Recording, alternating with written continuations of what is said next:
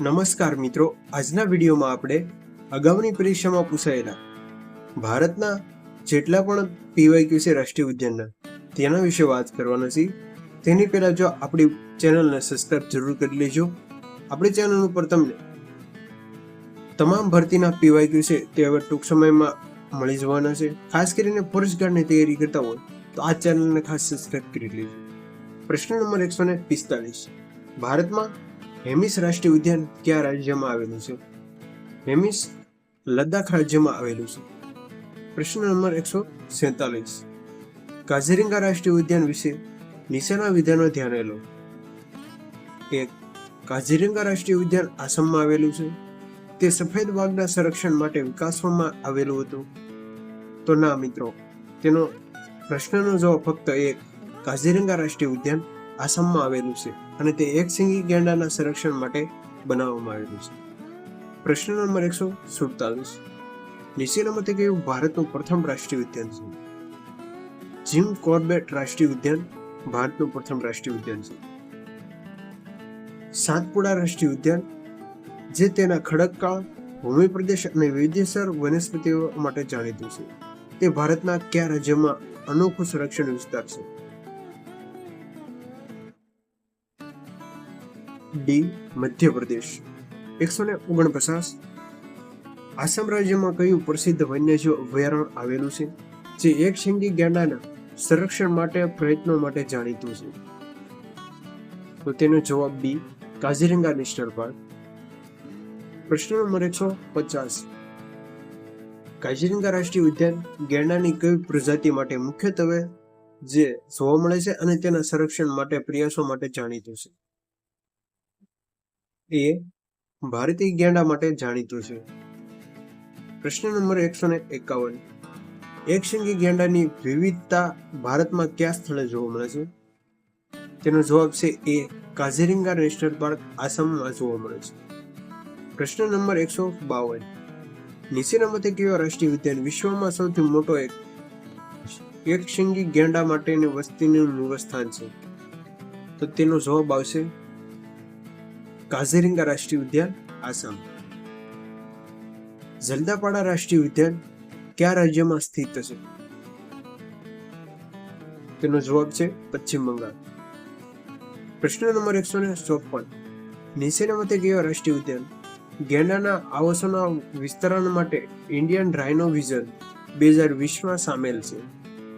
માનસ national park જે એકશિંગી ગેંડાની વસ્તી માટે 2020માં સામેલ થયેલું છે. પ્રશ્ન નંબર 155. છેલ્લા 12 વર્ષોમાં માનસ રાષ્ટ્રીય ઉદ્યાનમાં કેટલા ગેંડાઓની ફરીથી દાખલ કરવામાં આવી? જવાબ આવશે 20. પ્રશ્ન નંબર 156. હિમાલયની અનોખી વનસ્પતિઓ અને પ્રાણી સૃષ્ટિ માટે જાણીતા નંદા દેવી રાષ્ટ્રીય ઉદ્યાન ભારતના કયા રાજ્યમાં આવેલું છે? Option C.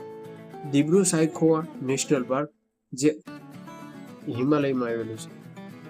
Valley of flower ઉદ્યાનને યુનેસ્કો વિશ્વ ધરોહર સ્થળ તેના ખાલી જગ્યા માટે પ્રખ્યાત છે. એ. દુર્લભ સ્થાનિક અલ્પાઇન ફૂલોની પ્રજાતિઓ માટે છે, તે વિશ્વભરમાં અને યુનેસ્કોની યાદીમાં સામેલ છે. પ્રશ્ન નંબર 158. સરિસ્કા વાઘ અભયારણ્ય જેને 1979માં રાષ્ટ્રીય ઉદ્યાન તરીકે જાહેર કરવામાં આવ્યું હતું, તે ભારતના કયા રાજ્યમાં આવેલું છે? તો તેનો જવાબ આવશે રાષ્ટ્રીય ઉદ્યાન ઓપ્શન ડી. પ્રશ્ન નંબર 149. ભારતમાં કયું રાષ્ટ્રીય ઉદ્યાન મુખ્યત્વે ભારતીય હાથીના સંરક્ષણ માટે સમર્પિત છે? એ. પેરિયાર રાષ્ટ્રીય ઉદ્યાન તેનો જવાબ છે. પ્રશ્ન નંબર 160.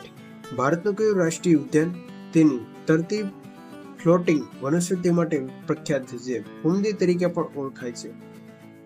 પ્રશ્ન નંબર 160 નો જવાબ બી. કેબુલ લાંજામો નેશનલ પાર્ક તેનો જવાબ છે. પ્રશ્ન નંબર 161. ક્રેન બેતવા નહેર જોડાણ કયા રાષ્ટ્રીય ઉદ્યાન નેશનલ પાર્કમાંથી પસાર થાય છે? એ. પન્ના ટાઈગર રિઝર્વ તેનો જવાબ છે. પ્રશ્ન નંબર 162. ભારતનું કયું રાષ્ટ્રીય ઉદ્યાન રોયલ બંગાળની વાઘ નવપાત નોંધપાત્ર વસ્તી માટે જાણીતું છે?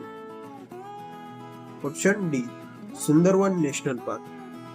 પ્રશ્ન નંબર 163.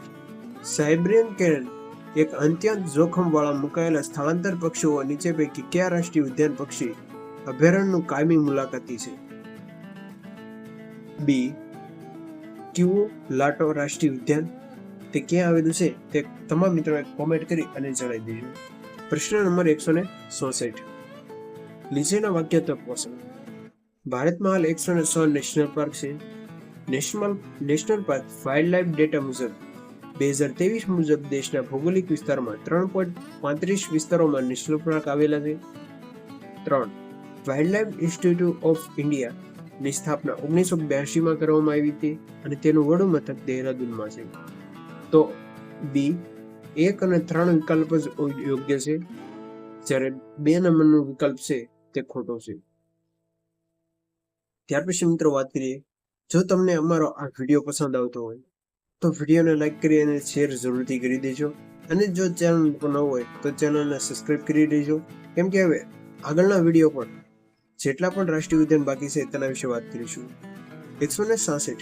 ભારતનો તરતો નેશનલ પાર્ક કયો છે? Keibul Lamjao, Manipur. Option D.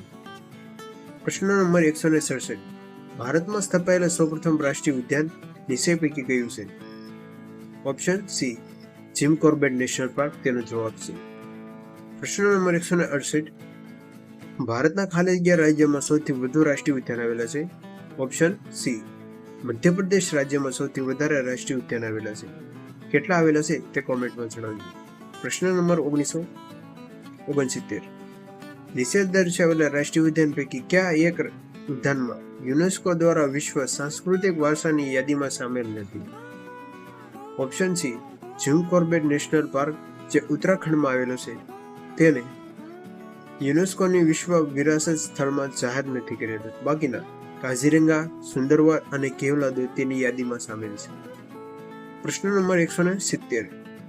National park સંબંધિત રાજ્યોની યોગ્ય ગોઠવણી કરો.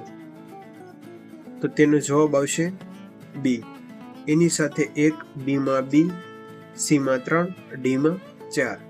એટલે કે જેવી જ રીતે ગોઠવાયેલા છે તેવી જ રીતે છે તે આવેલા છે. પ્રશ્ન નંબર 171. દેશની જંગલ સંપદા સ્થળો અને તેની રાજ્યોની જોડી પૈકી કઈ એક જોડી યોગ્ય નથી? તો રણથંભોર નેશનલ પાર્ક મધ્યપ્રદેશ ન આવે, રાજસ્થાન.